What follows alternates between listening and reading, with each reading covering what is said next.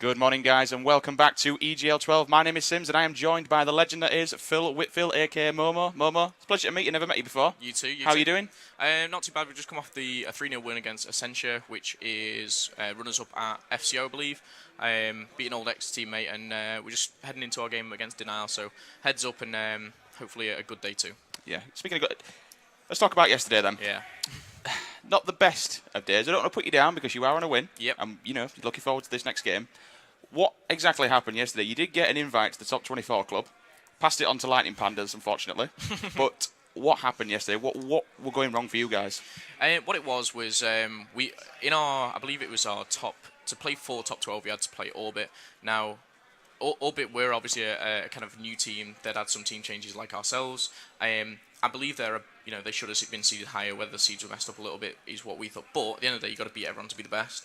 So we went into that game. We started off really strong. It was literally probably the weirdest game I've ever played on Domination. We went from sky high 40 points up in the lead to then drawing again next side 40 points up, then drawing kind of thing. It kind of went like that the whole game, and I think anyone could have won. Went to last map. Unfortunately, they did take the S&D, and they went on to play Vitality. But putting us into loser bracket so early, which I've not done since I believe EGL4, it was quite daunting knowing that you only have one life kind of left. So we went into the game almost a bit too confident against, I'm not too sure it was Bagnall's team, that's all I know. We took Domination by storm. We thought, just get this over with, go back, and we'll be all right. But then suddenly they come out with some fire from somewhere, 6-0 us on S&D. And we thought, we'll win the respawns, we should do this. Unfortunately, we went down on Blitz, and we thought, we're 2-1 down here in a really bad position. And it went to last map, we were actually 5-4 down. Some in-team problems like stun grenades, nades, and stuff like that. We nearly just killing each other. At the end of the day, went to 5-5, and we just managed to clutch up. Basically, we came together as a team. We won 6-5 last map. Could have ended us top 24, but we're back here today. We've come back strong, and that's what we're hoping to do. Good mindset. Yeah, exactly. Obviously, losers bracket is a very, very nasty place to be. Pressure's always on. You know that you could be going home with nothing. Not only that, the pressure, but Infused, 2-time champions here at EGL. Exactly. Does that add another level of pressure onto you guys? It does in a way. Obviously, the old managers like Andy and stuff like that. Obviously, they want these results. They want, no less than top 3s. They want seconds first, all that kind of stuff. And obviously, we got Jake in the team, his replacement of Petey, who joined TCM. Jake's obviously back-to-back EGL winner. Yep. So that's what he wants. He wants nothing but first. We understand there's teams like Epsilon that are coming in, but to drop down the loser bracket is so early is really daunting, to be honest. With the teams how they are, with Petey leaving, do you think that's had a knock-on effect to you guys? I think it made us have obviously a practice. I've been with Petey now for 9 events. Yeah. Now, if you look across the board, across EU and NAC, and to stay with someone for so long is very rare. So we knew inside and out what me and Petey did. We will always say we were so good on Blitz together because we did things as a pair. Now replacing that, Jake's bit, we couldn't have asked for a better replacement, but we are gonna obviously be worse at some things, better at others. But Jake kind of brought this leadership to our team. Yeah. An EGL back-to-back winner we didn't have before. So pros and cons, but it's going well. Obviously, you beat Essentia now, top French team. That's going to put you in a good mindset today. Ready for this next game? Yeah, I mean they came second at FCO, I believe. They did really well. But we go up against Denial, I believe, next, which I must have played probably 10 times over my gaming career, if you like. But lost a few, won a few. But with my team at the moment, I do believe that we can take this one. What are you expecting from the Denial boys then? Obviously, all four of them are great players. I believe all four, all been COD champs, and 1 year or the other. So they've all made it. They've all done great things in their gaming career. But so have we. And I think it's going to be it's almost a little bit of a grudge match, but I think it's going to be a close one. I don't think it's going to be like a 3-0 sweep, maybe 3-1. But I do believe we'll come out on top.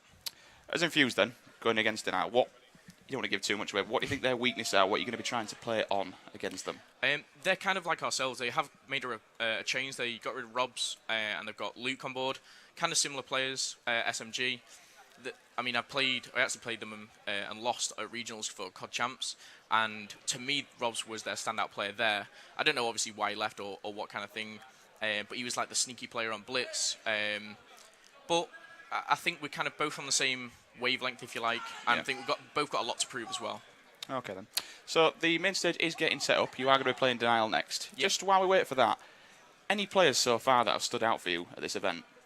I think obviously I can only judge of who we've played. And at the moment, it's like playing Orbit. I think Wongi stood out really well. He's one of those players that when you play against in mainly Search and Destroy, it's that, what if he's there? He's always like sniping, for example. Yeah. And it puts this pressure on, should I do that? And it makes you almost doubt yourself, which you should never do. You should always stick to your guns and, follow through with it. But Wongi's played well. My whole team's played really well. We were actually discussing as we went home in a top 16 placement. Like, none of us have even played bad. We maybe didn't gel at the right time. We did things individually as we've done, but if I had to say anyone from what I've seen, I'd say Wongi's played pretty good. Yeah, a few people saying that, to be fair. All right then, so at the moment, as we stand, Call of Duty then. The one thing that, being from a Halo background, we had a new, it's one that I've been wanting to ask for a while now. Okay. We had a new ball game introduced when our Halo 4 came out. There was a new ball game introduced into the playlist, which we want to familiar with. Now, we all knew Call of Duty. You got Blitz. Yeah. What do you think? I've seen various tweets going back and forth about Blitz. A few people say it's a good game. Some people say it's a terrible game. What's your personal preference on Blitz? I personally think it does require a lot of teamwork, but it's a game which is very hard to kind of come back from. If a perfect example was we've just played Essentia then, and it was we went 4-0 up so soon, and it was like on Blitz there's two ways of playing it. Well, there's not two ways. There's one right way of playing it. Yeah. But if you're so far down, you can't just keep overextending. Like you have to get them off your point at the end of the day. And to do that, you're sacrificing players to overextend where they can just keep overextending. It's very hard to come back from a deficit kind of thing, much like Capture the Flag on Modern Warfare 3, I believe. But it's a whole new ball game, as you say. It's interesting. You saw the introduction of Hardpoint and Black Ops 2, and the next Call of Duty, you might, we don't know what we're going to see. So I do enjoy it, and I think to watch as a viewer, especially as a viewer, it's so intense. Yeah. When you see someone make that clutch player, just that slide into the blitz point, it's just like it is really, really tense to watch. Okay. One thing that I've been asking all the guys that come up in here then, at the moment, TCM, Epsilon, probably the best two teams here at the moment. Yeah. Kind of neck and neck, obviously. TCM coming first in the European Quad qualifiers. Yeah. Epsilon taking I-51. If this were a best of three at the moment, it's neck and neck, 1-1. Out of them two today, if they play against each other, who do you think's going to take it? 100% I'd say Epsilon. Yeah? That's nothing against TCM. TCM have made a team change. They actually got Petey from Infused, who is a phenomenal player himself. But I think, I don't know, I really thought Flux kind of brought something to that team, and they've kind of changed it up. But I think even with Flux or with Petey, I think Epsilon are the stronger team. Jerd, Tommy, Swanee, and I can't even think of the other player, but it's like, it's a ridiculous squad. It's just like, it's possibly the best four players, Josh, sorry, in Europe, all in one team. European God Squad. You could say that, but I think they are the best four because they're together. You could take, say, Swanee out and replace it with someone else, and they just couldn't work. They might not work, kind of thing. But those four players are phenomenal. I expect them to go on and win this with quite ease. But maybe we'll hopefully make it to the final and keep going and going and going. We'll give them a run for the money. Okay, then.